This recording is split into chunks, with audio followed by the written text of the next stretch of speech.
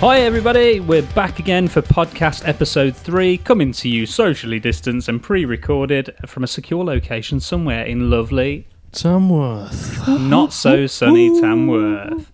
Rainy, windy, Really windy. First bleep, get that one, Tom. I'll remember that one. Yeah. You. Seven bleeps were missed. Episode 2. That was my count. Anyway, if anybody can tell me that there was more than that, more than happy to You'll win take a that special prize. No, you won't. No. Well, tonight you get a special mention from Woody.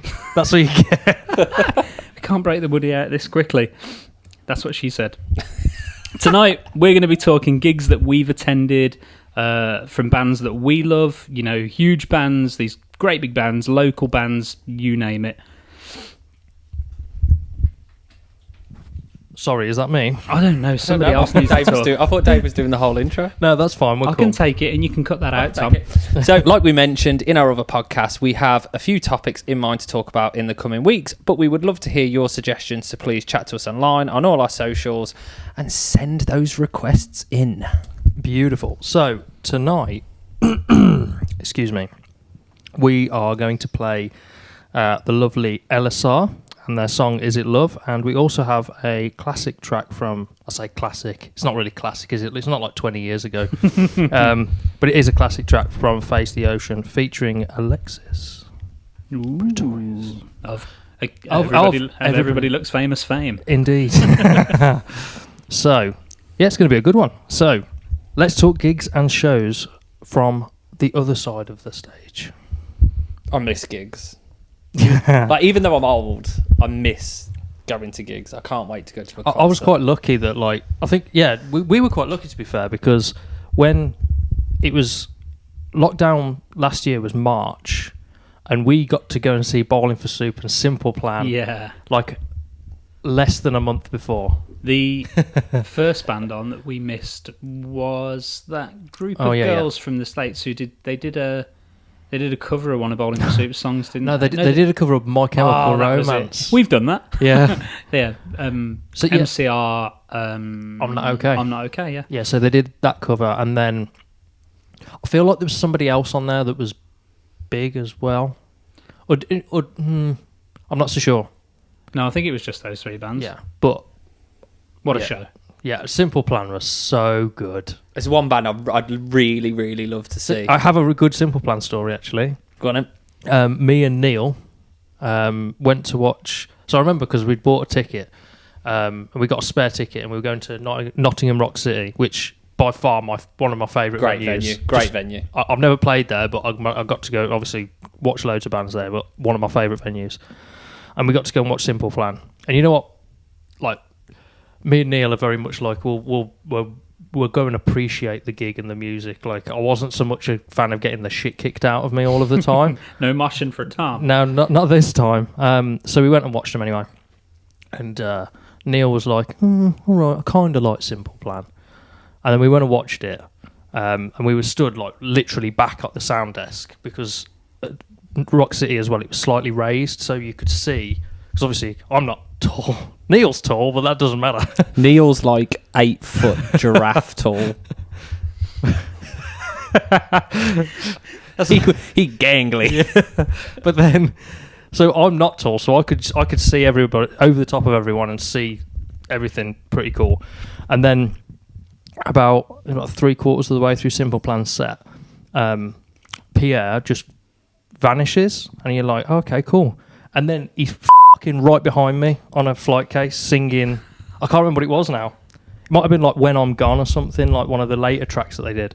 And he was literally like right here, and I was like, holy I could touch his balls. I love those moments though. I think so Download Festival, probably the first one I went to, 2008, 2009, something like that. All I know is that Kiss were the headline on one of the nights. 2008.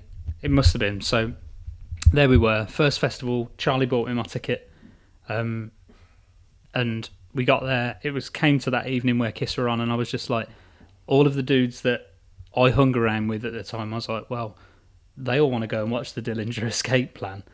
And Yeah. So Dillinger Escape Plan are on the second Yeah. stage or something. I'm like, they all want to go and watch these guys. I'm like, I should probably go with the bros. But I've got this new girlfriend and stuff, and I don't want to.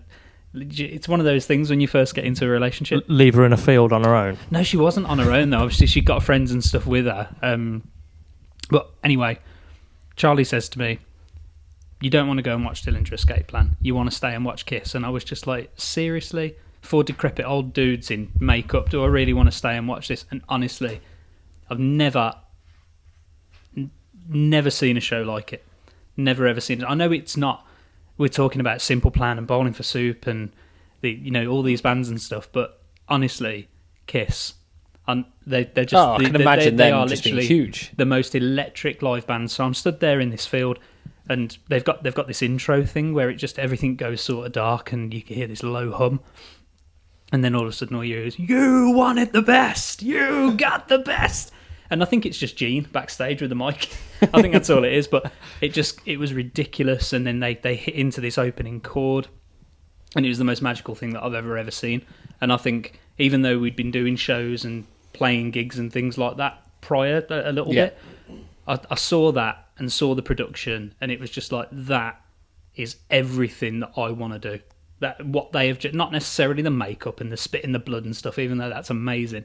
Entering the stage on like a harness on like a. So that was the story really. So we're there and we're most of the way through the show, and the singer. I mean, I haven't got a freaking clue what the guy's name is at this point. I don't really listen to Kiss. I know that they've got some songs because one of the songs was on like a Tony Hawk's soundtrack or something. Standard. Yes, it was. Yeah, so on a Tony Hawk's Pro Skater game soundtrack. So I'm in the crowd. And he says, "I want everybody to shout my name as loud as you can." I'm off my face. The whole crowd just goes, "Paul!" like this. And I go, "Steve!" And literally no idea what the guy's name was. But anyway, he goes, "If you shout my name really, really loud, I'm going to come out there and see you." And I was like, "Oh, shit. He's going to come out here? That's crazy." Next thing you know, geezers, I mean, he's getting on a bit. Paul Stanley, they are getting on a bit. He's on a zip wire from the stage. They start playing this song called Love Gun, which is immediately the coolest thing you've ever heard, isn't it? So there he is on a zip wire, and he comes right out to the sound desk, and we're literally like 20 feet from this guy. It was larger than life. It was insane. Nothing from that minute, watching that show, thinking to myself, well, that's it, isn't it? That's it's never going to get any better than that. If you could do that for a living. Yeah, oh God, yeah. It's never going to get any better than that. No. Confession, I've never really listened to Kiss. You've got to. I should. They are one of those. I'm not. We're not gonna get mad at you over that, Dan.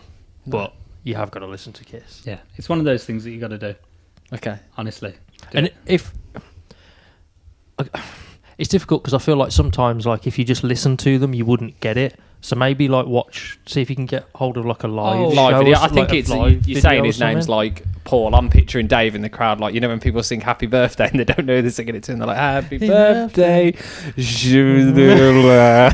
That's Dave. That was Dave in the crowd. That is exactly what happened. But if you're going to go back and listen to them, listen to something live, because honestly, the sound of their albums is.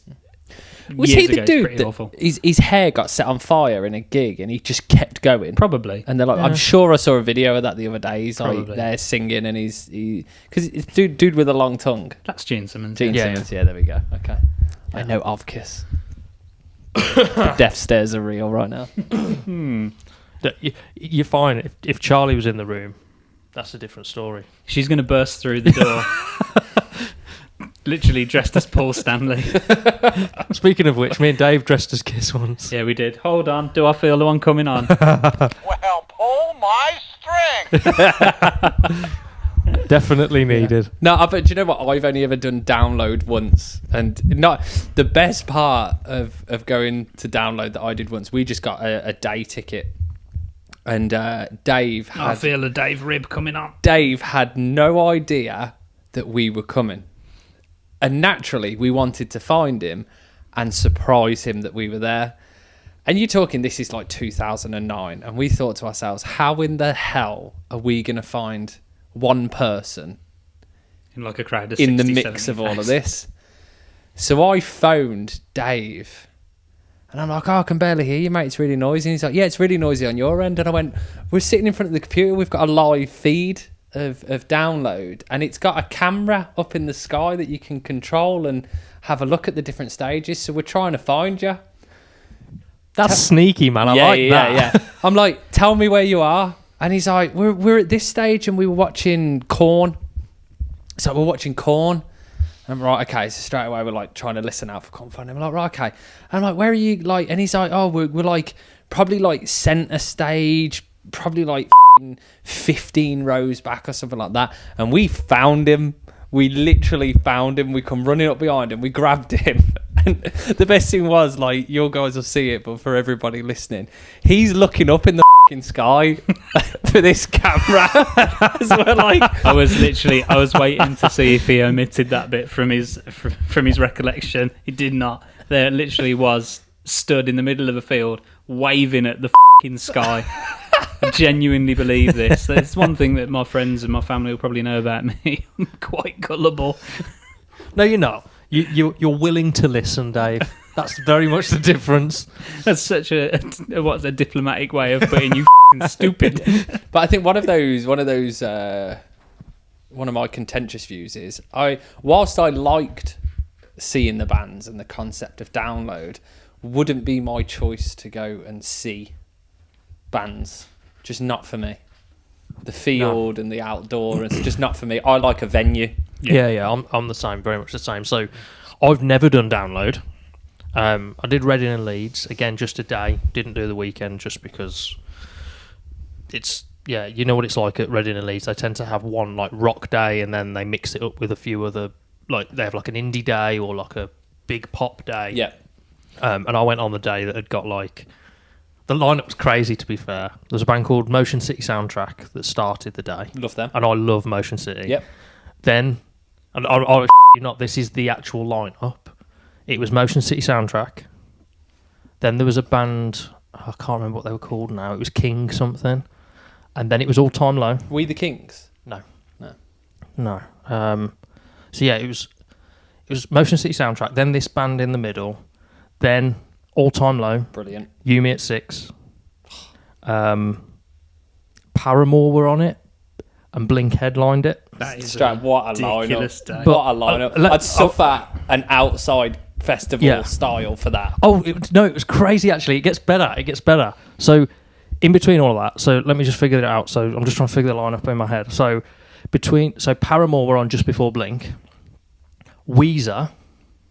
Brilliant. Which, by far, one of the best live bands I've ever seen. So and they played. Imagine them being. They played Teenage Dirtbag as well because they were like, it's not our song, but everybody thinks it is. So we'll play that. So that was crazy good. Cypress Hill as well. Oh, so literally amazing. So Cypress Hill come on, and this thick haze just comes across that stage. The main stage is this thick haze just across the stage, across the top of the crowd, and I'm just like.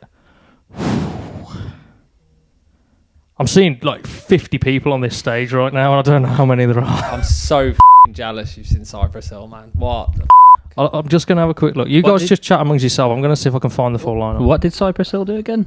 I know that's real, probably. Insane in the membrane. Oh, I see. Insane in the brain. So, banger? What do you mean? What did Cypress Hill do? See, that's the only song that I know of them. So, quickly, whilst Tom's searching that, a band that I only know one song of. I think anybody only knows one song of. The guys who did Jump. Oh, House of Pain. House of Pain. Yeah, so House of Pain were on at Sonosphere a few years back when me and Charlie went there. Sonosphere? That's not a thing now, it's is not it? a thing anymore, No? but it was at the Nebworth Bowl. They're on like the second stage. They come on. The set must have been 45 minutes, right? For the first 40 minutes, nothing. There's about 6 people in the crowd. And you know the opening hook where it goes, whee! Yeah. That. Literally, just descended. And then it was about 100,000 people just literally shaking the ground, bouncing. As nice as that would be, I would hate to be a band like that. Yeah, nobody Like was there. it'd be Crazy. great for the royalties and all stuff like that, but I'd hate to be a band like that was just known for one song. Yeah. Play that song again. Yeah, shut the up. It's like, we're going to play you a new one. Everybody leaves. Oh man! So- Nobody goes to festivals for new stuff, do they? Let's be fair. I found the running order for that day, and it was Motion City Soundtrack. Then it was a band called The King Blues. King Blues, Yeah. Then Thrice. I've heard of them, but not listened to them. They've got I do like them. All Time Low. Brilliant. You Me at 6, Limp Bizkit, Yes. Cypress Hill, Yes. Weezer, Yes. Paramore, Yes. Blink. Yes. That was the day. Amazing. Day. That is a day. That's a good... And I didn't leave the main stage the whole day because it started at like 12 o'clock Yeah. when Motion City came on, You and don't that was need it. to. Yeah. And it was just like stood in the same place for, 12 hours or something stupid. Talk about festivals. I did go to Download. I've been to Download twice, actually, tell a lie. One to see you, and then I went with Tom. And it was when Jimmy Eat World headlined. Incredible. Absolutely incredible. Never seen Jimmy. I've you seen not? them at Don't Download, and they were absolutely phenomenal. The only thing I would say, like, they were good production-wise, they were really, really good. But it's like listening to the CD, and sometimes live, you want a different experience. They are very solid. That's Yeah. the one thing, like you say, they are very like straight down the middle. This is how we sound. We've been doing this forever. Yeah. We know what we're doing. Yeah. I've seen them at the Academy, but I also seen them when they supported Foo Fighters at Milton Keynes Bowl, and that one was cool because it was Jimmy Eat World, Biffy Clyro, and Foo Fighters. That's a pretty solid lineup. Not a huge Biffy fan. Like, they've got a couple of songs. I'm like, yeah, okay, but might not a ev- huge Biffy fan. I might have it wrong, but I don't know if Jimmy Eat World headlined. The only time I can see them there was on the second stage, and the headliner on that day was Enter Shikari. No, Wait for Jimmy, it. Wait for it. definitely 100% seen Jimmy Eat World at Download Festival. Okay. Yeah, but I was my favourite probably stories at Download Festival don't even incorporate any bands. Like, the same time that we went to Download Festival and managed to get Dave looking up for an imaginary camera. You might know this, Dave. I'm pretty sure you were there as well. Big shout out to our man Stevie J, who's getting a third shout out In 3 this podcasts. podcast. Which 3 out means, of 3, Steve. 3 out of 3. yeah, which Steve. means we now need to get him on this damn podcast. But Steve, it's the same one. Our people will talk to your people. Yeah, it's the same, and he can correct me if I get any of this wrong. But I can't remember who we were watching, but this lad like taps Stevie J on the back and motions him to throw me into the crowd so I can crowd surf. Stevie J then becomes this thrower of people, and next thing you know, this kid who weighed like 50 pounds goes to Steve, yeah, throw me. Steve throws him, turns around to watch his band, and all you hear is, and this kid is flat out on the floor, like out for the count, not moving. Stevie J's killed somebody, hands down.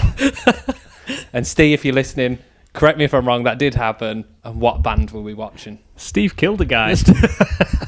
What band were we watching? Yeah, Steve. I've witnessed Dave looking up at an imaginary drone and Stevie J killing a kid at Download Festival. See, last thing about Steve, because we just keep mentioning the guy, but he's literally the best. We love him. First, I think maybe the first Download Festival I went to him, I think, I could be wrong. I think Bullet for My Valentine were on. Could be wrong. Bullet. I could be wrong.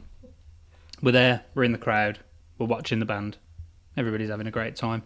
Steve there, bopping, having a great time. Sort of looking off towards one of the circle pits, just bopping away.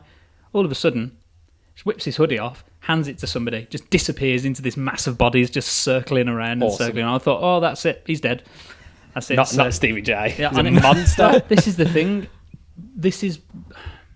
I think we only really started getting into this heavy stuff, and About sixth form. roughly that Yeah. time. So it's a few years pass, and then we're at this Download Festival, and I'm not really seeing this hardcore side of the guy. And he just goes in, just starts demolishing people for fun. It was great. This got to like be before like he learnt to like scream and stuff like that as well. I think he was well on his way. I do think he was well on his way, but yeah, definitely. It's funny because one of my first gig experiences is with Stevie J, going to watch Killswitch Engage, and he only came because Bring Me the Horizon were the support act, and first time I'd ever listened to Bring Me the Horizon was because Steve took me to that gig because he knew I was a Killswitch fan, And he was I got introduced. He wasn't at my first gig, because my first gig I went with Johnny B. Mm-hmm. Regrettable. Wish my first gig wasn't my first gig, because it was the Editors. Ugh. Wow. Yeah, right. My But first gig was Green Day, so f- off. American Idiot tour as well. Yeah. If I remember rightly, my first gig was Motorhead with Tom. That's a hell of a first gig. It's a loud first gig. You'd be deafened for the rest of them. I was already a drummer. clued up for it. But one of the best things, and I applaud Bring Me for this, obviously they're opening for Killswitch Engage, and you imagine the popularity difference, and we're talking like this is like first Bring Me the Horizon album EP. So we're talking like Seeing Kids, Big Hair. Yeah, basically. That sort of time. And I think they're like 2 songs in or something, and this like proper biker metal dude just goes, "You fucking suck, get off the stage." And fair play to Ollie, he just looks at this dude and he's like, "I'm opening for your favourite band, so suck my dick." And they just go into the next song, and I'm like, that's brilliant. You're going to get the kicked out of you after this gig, but that's brilliant. Yeah. To be fair, I haven't seen many of like... In fact, I think I've seen probably one of the worst things at a gig was when I went to a Bowling for Soup show, because I have been to a lot of them. I don't know. I think the last one when we did February 2020 was like the 15th or 16th time that I've seen them. That's hardcore. It is. Big time. Big shout out to Jarrett and the guys. Yeah. That's down to my old man as well, because you know what, my dad's obsessed with Bowling for Soup. Yeah. Anyway, yeah, like I went to a show once, and they did it at Birmingham Academy, and a band that I really love, Forever the Sickest Kids, were playing with them. And love those guys. And it was a weird lineup, man, like a proper weird night. So it was like Forever the Sickest Kids, who I love. I thought they were great. And I knew their drum tech as well, so it was kind of cool that I got to see them and meet them afterwards. And then after that was a band called A. Do you remember those guys? Give me some love. That's the one, yeah. Give me some skin. And they did Starbucks as well. Oh, they did do that song. I was trying to tell Laura about them the other day because we were looking at the Slam Dunk Festival lineup for September, and I was like, "Fucking A are playing," and Laura's like, "Who?" And I'm like, "You must know this song. Everybody knows that A song." But Forever the Sickest Kids, A, and Bowling for Soup. Yeah, and basically, this is what I get into the weirdest gig experience ever. So Forever the Sickest Kids played, and it was like nobody knew who they were. Like, they were a big band at this point as well. It wasn't even like their infancy. They were probably 2 albums in or something at this point. So they were like, in my mind, they were a big band. And nobody gave a shit. Like, it was just like really big, like almost like football player-y guys in the crowd. And every time they finished a song, they were literally, this is Birmingham as well, like Academy. They were all just like, just get the off the stage. Really disrespectful. So A came on, and they're all just shouting, "Play that one song, play that one song." I'd have been like, "We've got 2 motherfuckers." So, like I say, that was in terms of like gig experiences. That's probably the only one where I felt it was really awful. Like there was just animosity. It was proper negative. And then Bowling for Soup come on and obviously own it. Yeah, but those first 2 bands I felt for big time.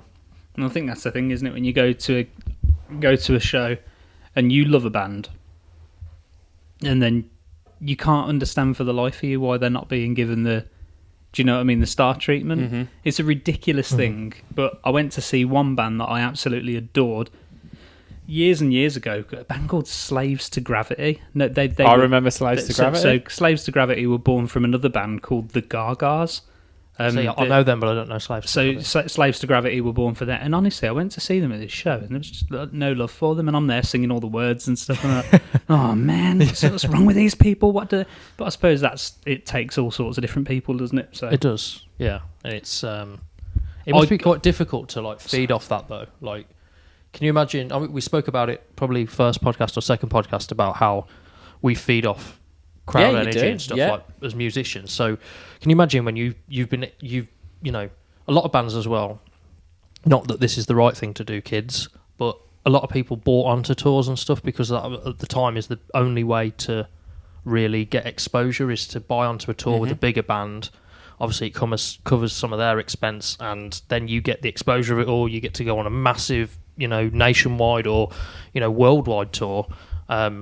And you think that's the best thing that's ever happened to you, and then you go and play all these venues, you give it everything, and then you turn up to like Birmingham, like Forever Sickest Kids do, and get like heckled by this guy that doesn't know what he doesn't know that a guitar's got 6 strings, for God's sake. Do you know what I mean? It's just it's in, oh man, you got to have but like you've got to have a thick skin. You got if you're putting art out there into the world, you've got to have a thick skin. Simple. True. And enough. I think it's easier as you get older. Like now, it's like if somebody came to me now and was like, "Circle sucks," I'd be like, you, but have a nice day. Yeah. Like, no, don't give a Well, that is your opinion, sir. Yeah, but back then I'd be like, well, why? What don't you like about it? Tell me. And then I'll be at you.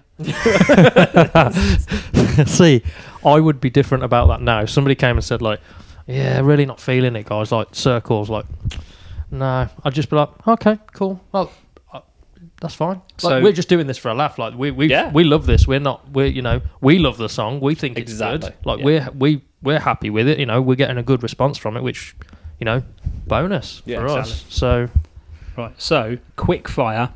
Go. You've got. Have a think about this for a second, and then I'll stopwatch out. No, don't get a stopwatch out. Jesus, you haven't got to stop watching that f***ing bag as well, have you? Just doom. We'll get done on copyright for that one as well, boys. So Why? I was just singing. I was just humming. So count up theme tune. Have a think about it. Best show ever. Best gig that you have ever been to. Got it. Yeah. Wow, that was quick. Okay, hit me. Alexis on Fire in Nottingham. Right. With the man himself, Stevie J. Showing some more love for Stevie J. Hands out. And the reason why... Steve, you should just be here, mate. Next time we'll just invite you in, man. It's easier. And I'll tell you for why, because it was like you say with the experience, it was the whole day, but it was the venue. I can't even remember what this damn venue was at all. But we got there and some British punk band opened for them, and I'm talking like Mohawk, Union Jack, tight ass jean trousers and everything. We got there and you could touch the non-existent roof. It was just pipes above you. That was it. It was just pipes. It's like an industrial type sort of venue. And we're like 2 rows from the front. And Alexis on Fire come out, and just the energy that they came out with. And it was one of them like smaller gigs. Like you could hear the band, like you could hear the picking of the strings on the guitar over everything, because you were that physically close. But at one point, it was so warm in there, right? At one point, there's 2 things that happened.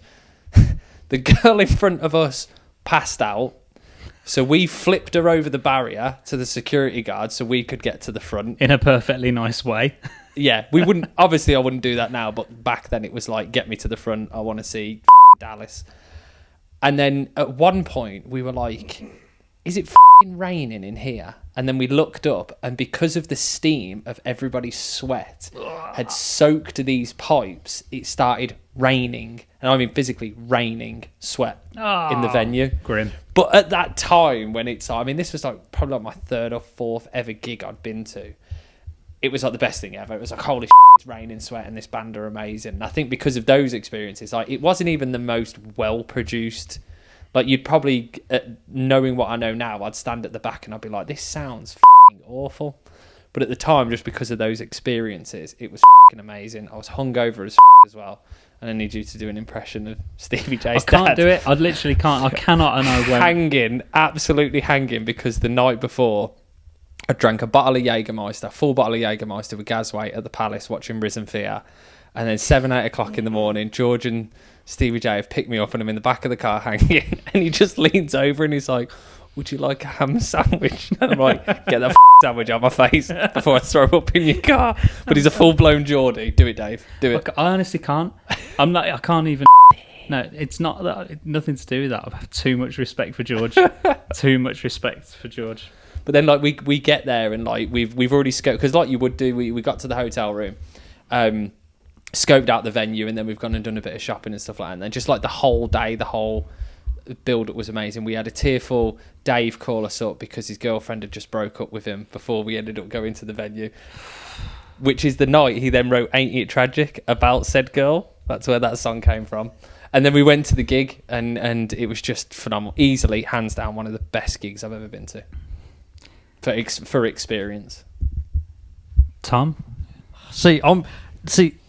You know, I've been to a lot of gigs, and I am sat here now going through my Facebook pictures to try and remind myself. However, I think one that just stands out to me, just without any shadow of a doubt, was, and I think it was the people I went with as well, because it was like all my mates from school. It was like the last show we went to before we all left school.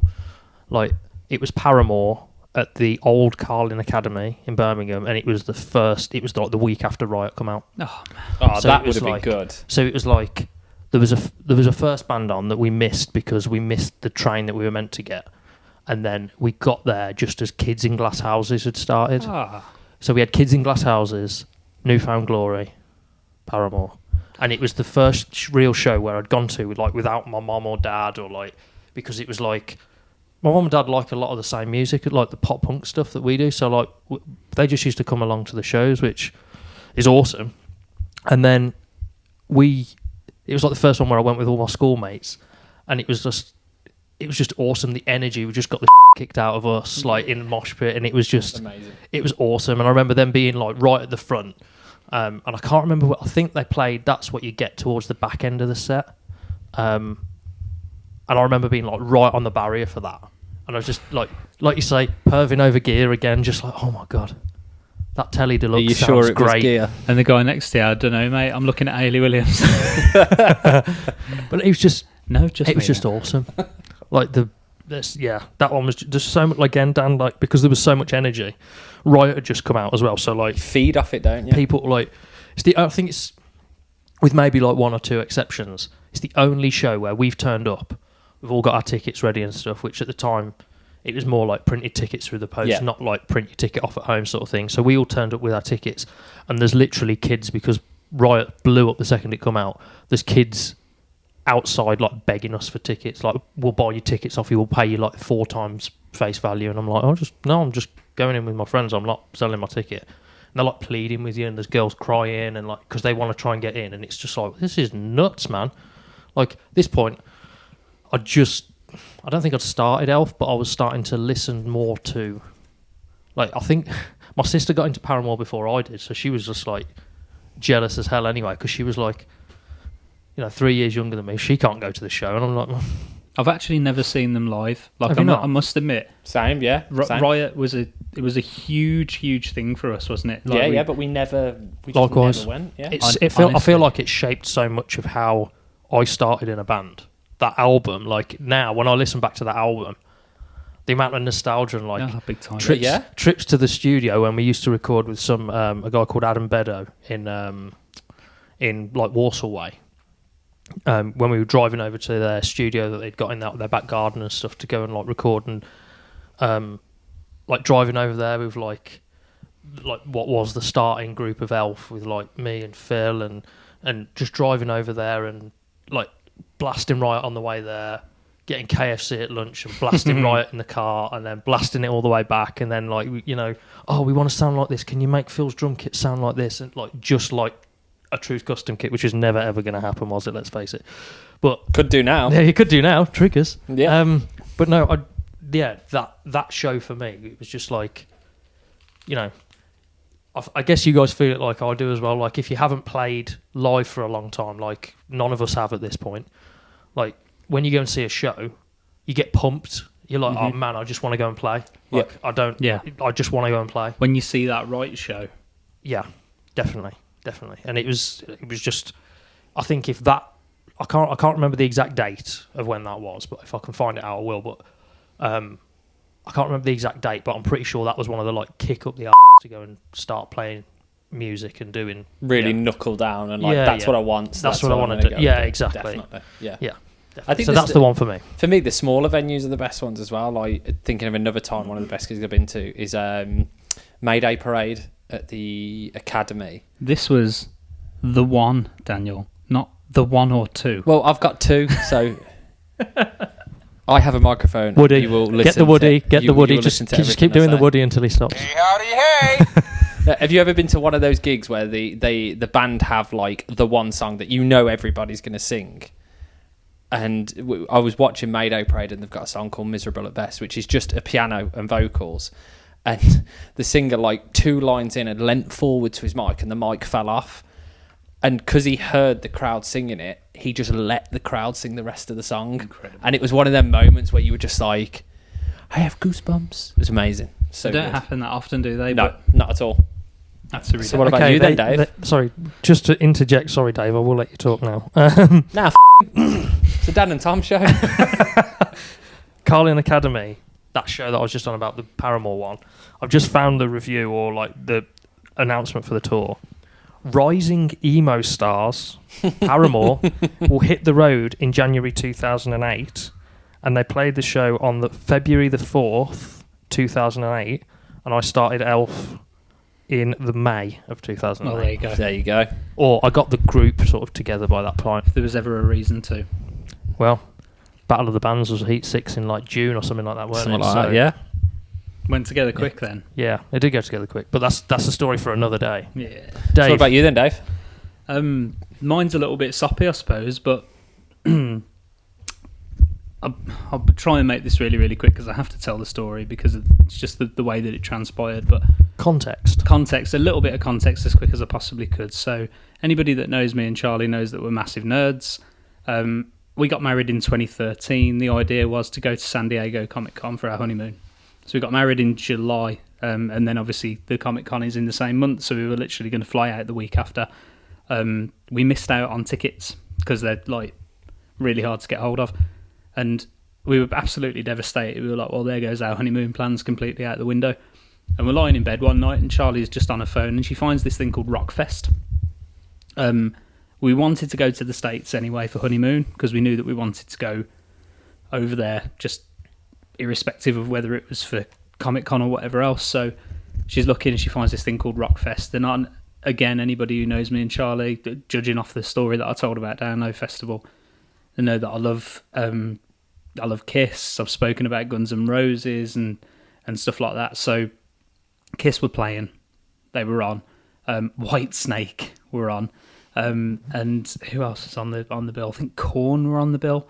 It was What a mix. Yeah, it's strange Just festival. throw Corn on Yeah, there. it was supposed to be. I'm not sure whether Slash had just done an album with a guy called Miles Kennedy who sings for Alter Bridge Yeah. and the Mayfield Four. So basically, I can't even remember whether they made it now. I think they might have been replaced by somebody else. But it was just this weird, strange bill. And again, we're there. We just got married like a week and a half before. We went to New York, flew from New York, and then flew to Wisconsin where this show was. And the whole weekend was an absolute blast, to be fair. We got VIP. Charlie's folks paid for VIP for us and stuff. Nice. So we were right close to the front. It was free food all day, free booze all day. And I want to go to Rockfest. Yeah, so we were just absolutely like off our faces sort of thing, having a great time. Kiss Come On, I think it was the last night sort of thing. And it was just, again, same as Download Festival, but obviously there's something a little more special about it when you're there on your honeymoon and stuff. It was ridiculous. The whole crowd just went nuts, and the whole show was completely electric. It was just, you felt it. Can I ask a question? Yeah. Difference between a UK festival and an American festival? Patriotism. Then? Okay, is that the... No, I mean... God, yeah, right. No, seriously. Kiss play in the UK. They're Kiss. They're great, and they love it, and they love being in the UK. We go over to the States. We watch them 3/4 of the way through the show. They pull out like an army veteran onto the stage and like give him a new car and a new house and stuff like that. It's all on. No way. Fucking Oprah. It's crazy. That's amazing. So they gave him this like loads and loads of stuff and whatever, and then they start singing the national anthem, and there's me and Charlie, just two pale British kids. 26 years old, just stood in the. So, going back to that real quick, because we know that British festivals are just filth shows. They're just disgusting. They're nasty. The toilets are f***ing horrible. Yeah. Is American the same? I feel like it would be like. I feel like it wouldn't be like that. I feel like it'd be cleaner and... Yeah, because you're saying like free food, and I'm picturing like a chip butty van here. No. See, this was like a proper hospitality suite. Almost. It was. You go. The majority of the people are in the field behind you, obviously, and they've got the vans and things like your vendors. But once you get past that barrier and it's all like seated, don't get me wrong, it's only like wooden benches type of thing, but you're there, you're right in the golden circle, if you like, right at the front of the stage, and you're like 20, 30 feet from all of these stars, and it's incredible. But where all the toilets and things were, it was super, super clean. Where all the food, it was like you went into almost like if you've ever been on an all-inclusive holiday, not to like the nicest place in the absolute world. You're not talking like a 5-star type of thing, but it was nice. You actually walked in and you queued up, and proper people serving you food and things like that. And obviously all this great American food. Like, you never had mac and cheese, like. The Americans know how to do mac and cheese. Fried chicken, calzones, hot dogs, these ridiculous amounts, and obviously just like unlimited Miller Lite on tap, which I grew to love. Oh man, don't get me started on Miller Lite. So this is You drink Bud Light? Man, Yeah, I like man. Miller's, just Miller's, man. He's a light beer guy. You can't. Get the out of here. So yeah. And a whiskey. I'll leave guide. the impressions And a to whiskey Dave. guide. Yeah, probably for the best. So Yeah. absolutely incredible time, made all the better because it's our honeymoon and stuff. And the funniest thing, we sat behind this family for the 3 days that we were there, and we were talking and we were like FaceTiming because the free Wi-Fi and whatever. So FaceTime, we're like, look, we're here, it's incredible, whatever, to Charlie's folks, my folks, whatever. And this couple in front of us, and they've got like 3 kids with them, and they turn round and they start talking to us, and they're like, you guys, are you not from around here? Do the Australian? No, they didn't say that. Do the accent. Okay. Hey, you guys, you're not from around here? And I was like, no, we're not. We're from the UK. And I was like, oh, what brings you over here? And I was like, we kind of sat here with you, bro. But this what's on the stage. You numpty. But this is the thing. I don't feel like they didn't understand the sarcasm. So they just didn't get it. And they were like, oh man, cool. So you know what? My son, he's not here with us today, but my son, he had a pen pal from England. He sounded just like you. Charlie turns around and he's like, Charlie goes, cool. So, where was your son's friend from? And he goes, Cornwall. And he just looked at him, and literally, all I wanted to say to him was just like, oh man, yeah, I've got a pen pal as well. He sounds just like you. He's from in Texas.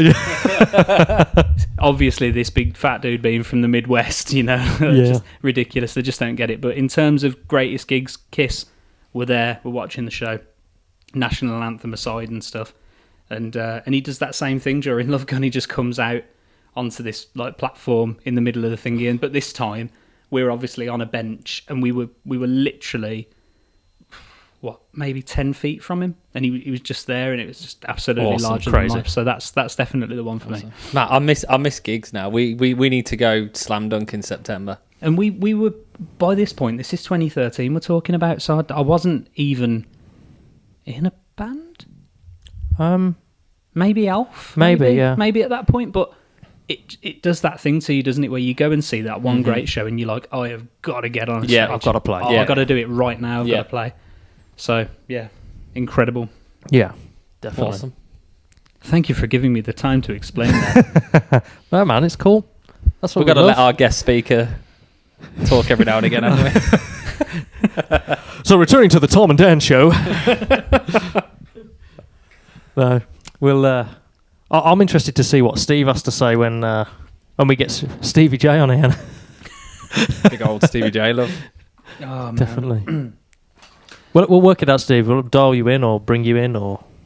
So, I think maybe because of the amount of digression that we do in these podcasts, it's going to be next to impossible to actually cut down the length of time that we If have Joe here. Rogan can have 4-hour podcasts, we can have 1 hour podcasts. I've tried. I have genuinely tried, but then a lot of it contextually doesn't make any sense. I've said Doesn't this matter. to I've Doesn't said this matter. to a few people now when they've listened to the podcast number 1 and 2, and I've said to a few people it's very, very difficult. Thank you, sir. It's very, very difficult to get 3 people into a room who know each other so well, who've known each other for such a long time, have such a lot of in common, and not have them just waffle. It's I really love that because people have said to me, "How can you get 3 people in a room that talk every day on WhatsApp and still won't shut the?" It's almost opposite of what you meant. like this. It's a good point, but like all this is the stuff that we would usually talk about. Yeah, If we just were all recorded. sat around eating pizza or Yep. the stuff that we wouldn't be doing. Yeah, so this is just us recording it and letting Exactly. everybody else listen to it too. But taking a left turn and trying to come back onto some sort of topic so we can get to the incredible music that we're playing. Yes, Yes, very much so. Woody. Quickly before we do, we want the Woody. We got the Woody. We're going to bring it back on Yeah, topic. I feel we like- need the Woody to bring it back on topic. Come on, partner. Let's saddle up for adventure. There it is, adventure coming back onto topic. So One thing we want to talk about just before we go into the tracks and stuff, is there, another quick fire question, is there an album you could not live without? I know mine straight away before anybody else goes. It's Green Day, American Idiot. It's why I started playing electric guitar. It's why I play a Les Paul. It's why I play a Marshall. I love Green Day. I love everything about them. And that's mine, Green Day, American Idiot. Dan? Because I'm just thinking right now. It's quick fire. Quick fire. Only because when Dave asked the question, it generally was the first one to pop into my head. Avenged Sevenfold, self-titled. Yeah. Just because the production and the sheer amount in that album, horns, strings, choirs. I mean, what, A Little Piece of Heaven? They've got like, we'll break some glass and we'll put a laugh track in there and we'll get, from Bongo Bongo to come in and do all the orchestral parts and stuff like There's that. There's lap and steel guitar on Gunslinger. Yeah, all stuff like that. Everything like that. The sheer amount of different elements in that album. It is one of those albums that I can listen to front to back, left to right, up to down. There's not a single bad track on There's that not album. a moment. There's even moments now where you'll listen to it and you'll hear it and you'll hear parts and you'll go, I didn't even pick up on that. And then you go and watch them play that shit live and it's equally as incredible. Brilliant. Unpopular opinion, I guess, but I have never ever been a fan at all. I don't. It's not my thing. I just don't get it. I don't Fight think. me. I just Come at me, bro. I don't know. I just don't get it. I just don't get it at all. I think Do you know what? I'm going to send you the YouTube. There's 5 YouTube videos, which is just them recording from the first to the last track, right? I think you'd appreciate that from a recording ability. So I get that. I get it because I don't New doubt that. Sevenfold suck. I think no. That's a harsh No, opinion. they suck big No. time. New Sevenfold suck. It's good you got an opinion, Dave. You're wrong, but they suck. If you, It's now just become the Dan Show. Yeah. Honestly, Dan, your opinion is like somebody whipping their out. Do you know what I mean? We don't need it. We don't need it. Nobody wants to see it either. Nobody but wants to see we're it. all gonna see That's it. Put it That's put not it what away. you said last night. Put it away and stop shoving it in my face. Totally a sex tape. Yeah, I'm going to send you those YouTube videos, and it'll not that you'll fall in love with the album, but I know because you like recording process and stuff like that. Yeah. I think you'll watch that and you'll go, "Oh, do you know what? I can appreciate that. That's awesome." I appreciate most music, to be honest. It's not necessarily. It's just I don't know, like It's just that music. I don't get it. Yeah. I don't like. It's parts of it because you know I like a well written song, and Yes. to me, like I feel like sometimes there's just a bit of measuring going on during those songs. Do you think maybe that's a guitar perspective thing? I think so, and I think it's more like I think sometimes like massively long intros for no reason. Oh, it's just unnecessary. I like a song that's to the point, in your face. Yep. Like 4 Years Strong, perfect songwriters yeah. because they can write something that's in your face.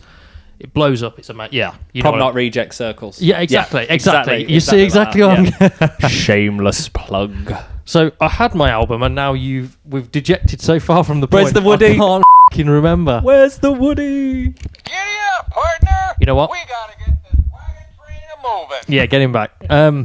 No, my perfect album that I could listen to from top to bottom 1,000 times. Could not live without. This Is War by 30 Seconds to Mars. Good shout. That Very album- Good shout. Is the album I wish I'd wrote, because that album, like every song has got something that's just awesome. And then L'année du César. yeah, even the arty bits like that, like you just like, I remember first listening to that, like what the is, and then it comes in with that and you're like, what? Hurricane. Yeah, Incredible. You know, Absolutely just a great album. incredible. I honestly do think like the perfect crossover of like electronic features in songs and Yeah.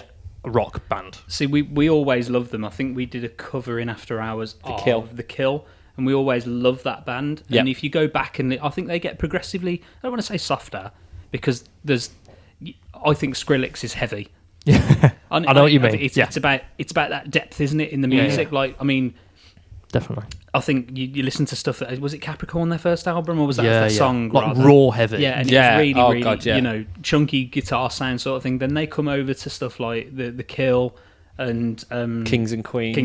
Kings and Queens was on the album that Tom's talking about, I'm sure. Yeah, it is. But they did a couple of other songs, didn't they, in the middle there, where Like From Yesterday. that was it. That's yeah. That's And- the one with like the samurai type. Yeah, video. yeah. Huge sort of like anthemic rock songs, and then you come into what you're talking about, and I do feel like it feels like a natural progression. Yeah. It doesn't to Yeah. me feel like Linkin Park are the one that I will always use as Yes. as point. So they write things like Hybrid Theory and Meteora, and it's all chunky, big, heavy guitar sounds and stuff like Points of Authority, Yep. that heavy ass stuff, and like Faint and whatever with the screen, and then What I've Done comes out, and you're like, well, what would you do Yeah. that for? Yeah. Why'd you do that? And so A pop song, basically. Yeah, basically. Yeah. Not that it's a bad song, it's just a shocking. But Yeah. I think maybe with 30 seconds, you feel that sort of progression. They move away. evolved very, very well. Yeah, but Yeah. I absolutely agree with you there, mate. I know. Kings and Queens has got one of the greatest drum tracks I've ever seen. Yeah. I want to know if he recorded that in one take. No, or if it was I can tell you. If you watch they did a documentary. I can't remember off the top of my head what it's called now, but they did a documentary basically because during that time they were getting sued by their own record label. Nice. And Artifact, that's what it was called. Really, really good actually. I'll send you the link for that because that's crazy. And he does it live as well. Like Shannon Leo, he is way too fast. Like live, there's a track on everything, and he's out of time constantly. It gets quite frustrating when you're watching him live. But in the recording process, you can see when he does stuff that he's going out all of the time. yeah.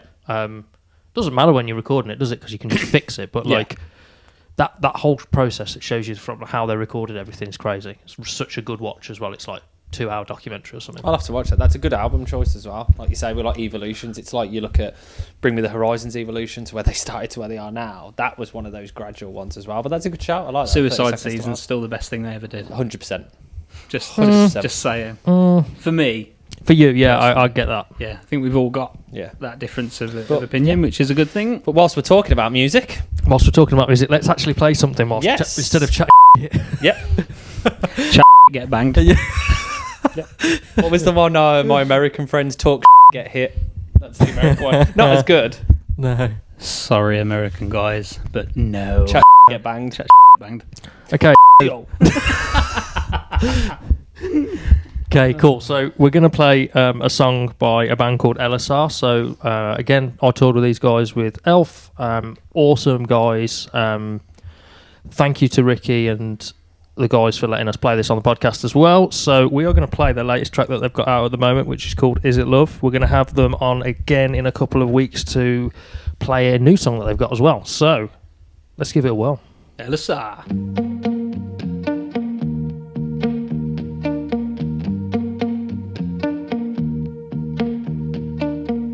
One day, one touch, it's not much, but I know it's enough for me to say that I was falling in love. We stayed all day, conversation fading away. If only I could carry it on. Now it's obvious I'm in love, but I'm not what you want. You keep me waiting for days just to say this could work. I'm a mess, you're not hurt. I swear you drive me insane. Is it love? Tell me you need it. You got me falling to my knees. Pull me up, up, up, and tell me more lies. 'Cause you know I believe them. I know I'll fall for you again. Pull me up. Who's this on your lips? Looking back, was it something I missed? You never even mentioned his name. I'm fine in my skin. It's your ink and you're digging it in. You're missing me 'cause he ain't the same. It's just a game. Is it love? Tell me you need it. You got me falling to my knees. Pull me up, up, up, and tell me more lies. 'Cause you know I believe them. I know I'll fall for you again. Pull me up, up, up, up.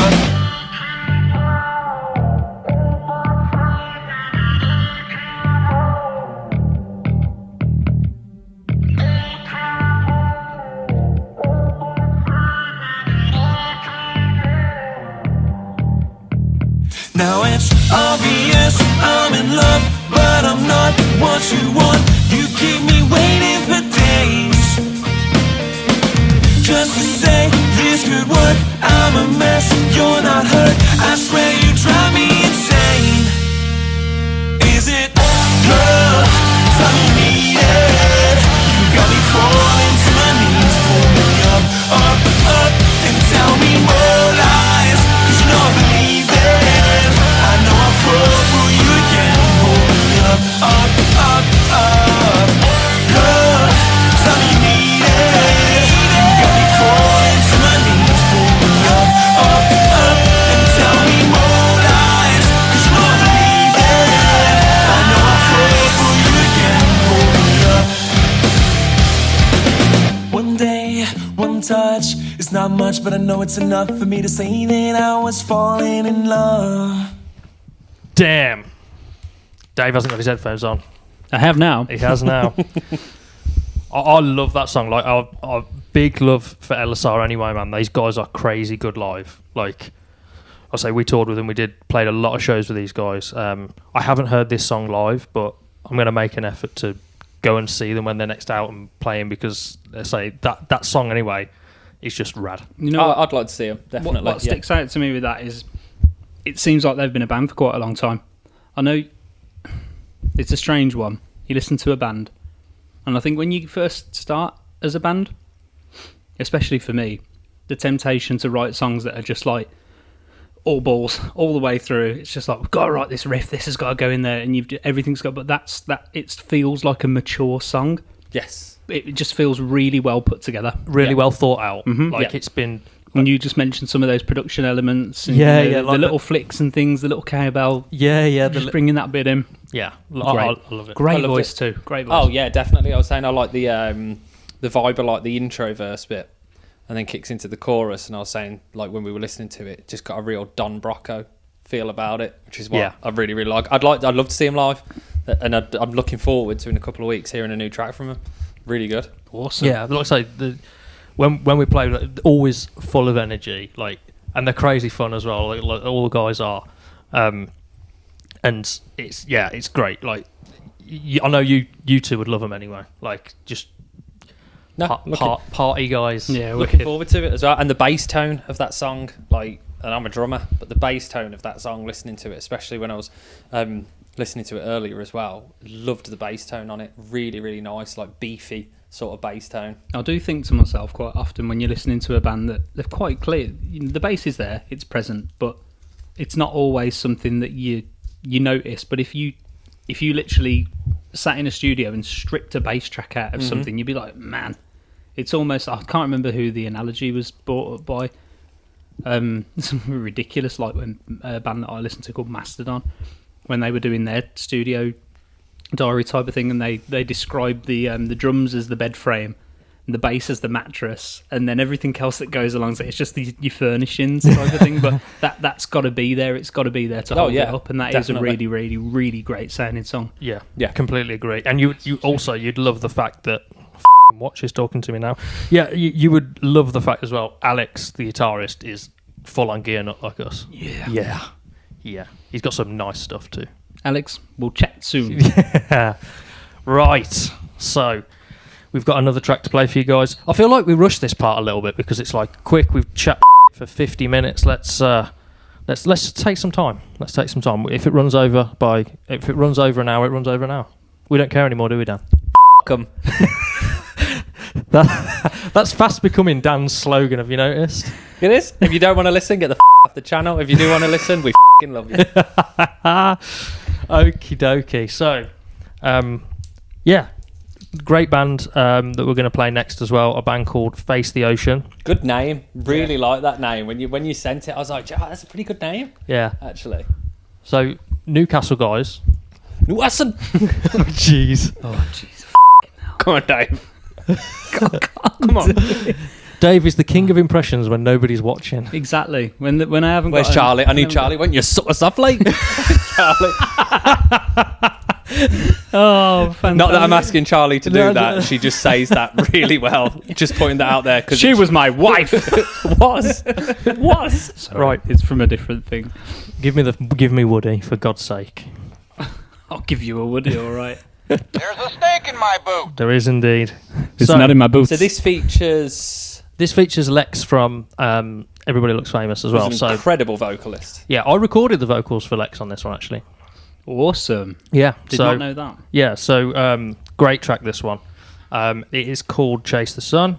Yeah, played with these guys a lot as well when we were on tour. Really nice guys. Their songs, like the way that this translates live, and like the whole catalog how it translates live is fantastic as well because it's so clean cut. So I guess like we were saying about Elessar, so like calculated, everything's so perfect. I guess. When was this song written?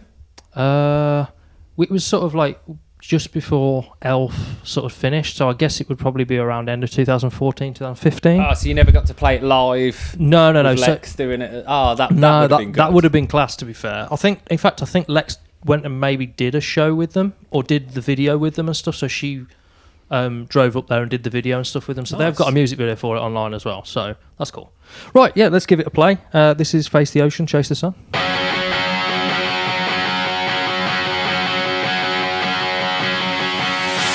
We can sail to wherever. We've seen it all and we've danced all through the night. So alone but together. We're so alone but I think we finally feel. We feel like we're finally at home. With fear still showing, I'll cross my heart. I'll guide you knowing we'll not be apart. When your heart's on fire, make sure you feel it, and as it takes you higher, while the scene inspires, I will whisper words to save. Take a chance on forever. A leap of faith and you'll finally be set free. Young in love, but they'll never understand that we think we finally feel. Fear still showing. I'll cross my heart. I'll guide. We feel like we're finally apart. When your heart's on fire, make sure you feel it, and as it takes you higher, while the scene inspires, I will whisper words to save. We can write it out like the horizon. Keep these moments for yourself. We can stand the sun down till it's rising. Never let it go, 'cause it's so beautiful.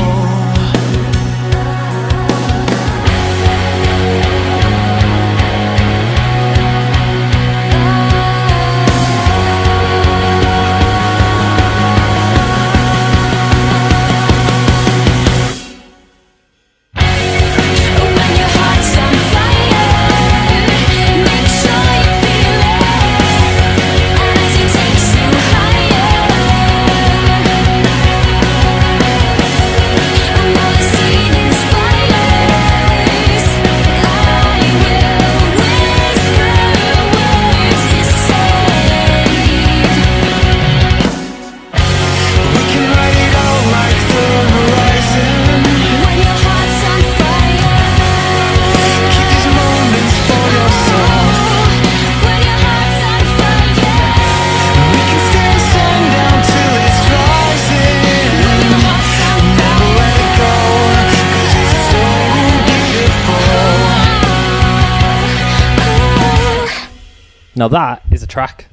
Really is. like that. Really like that. I think Dave, you mentioned when we were listening to it the drum sound at the beginning of those toms. Straight away, you can Awesome. tell. Like, I think this is the thing. we've recorded our own stuff. We record all of our own stuff. We're privileged enough to be able to have the kit to record our own stuff. So I think you can hear it. There's something when you go into, it's been done properly, and you can hear that. You really, really can hear that. Just in that opening, that pattern on the drums, it just sounds massive. It sounds like it was recorded, and it's a ridiculous thing to say, but in a really expensive room. Yes, I know what you mean. The thing when you hit a drum in a room and the room is good, and you can hear it. It's got like a snap. It's almost alive, and that's what that sounds like. I really, really dig that. I love the vocals just go together really well, like a steak and a peppercorn sauce. So they go so well, and it has a massive Def Havana feel about it as well, which I love because they're just incredible. Yeah, and Andy's vocal that is If you take a step back and look at some of their older songs as well, very much the same, but look, they've always got the hooks, like the chorus, like the songs are so like. I always thought the songs felt so like heartfelt, like they'd got so much behind them, and it was great to have Lex feature on that as well. Yeah, because like I say, we toured with them and we all become really good friends, and it was really cool just to have that sort of like collaboration. It was obviously. I wasn't playing on it, but I was part of it in the sense I was recording it for him, like for Lex's vocal anyway. And it's just it was just nice. It was just nice to have that, you know. And they're still a band?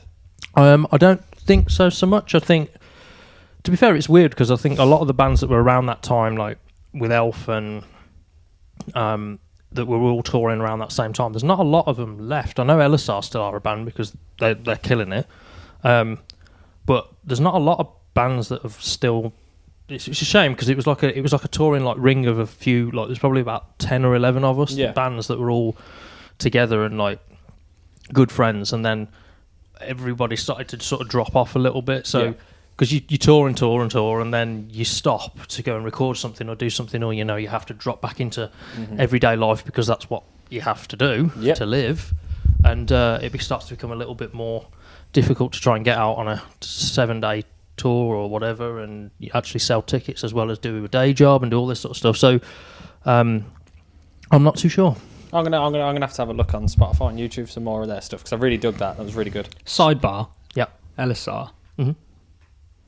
Which one of them? I'm assuming, I'm hoping that I'm right. Which one of them's the nerd? No, I just mean one of them has to be a nerd because Elessar for me is a Lord of the Rings reference. Is it? You know what? Who's Elessar in Lord of the Rings? Okay, I'm sure it's like King Elessar, or I'm sure Elessar. I'm 99% certain is Lord of the Rings. Okay, so that's it. Just sidebar. Ricky, Dan, Alex, whichever you guys, if any of you guys are listening to it, please tell us which one of you is the geek. Because and where did that name come from? They're just going to be like, no, it's nothing. I'll never even watch the Lord of the Rings movie. What the Lord of the Rings? What the is that? On that note, we're going to wrap this one up because we've got to record another one tonight, fellas.